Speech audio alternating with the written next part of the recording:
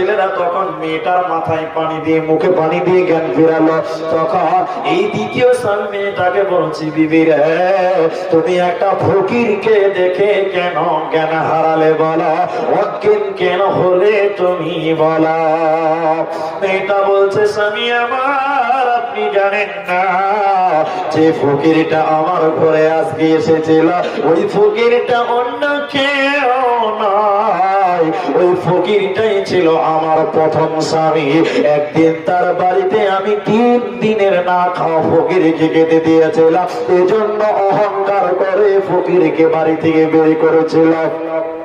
শুধু তাই নয়, ওই 3 দিনের ফকিরকে খেতে দেওয়ার কারণে আমাকে তালাক দিয়েছিল। আল্লাহর ফয়সালা দেখেন, সেই লোকটাকে আল্লাহ আজকে 5 দিনের না খাওয়া ফকির বানিয়েছে। অহংকার করার কারণে আল্লাহ তাকে পতন করেছে।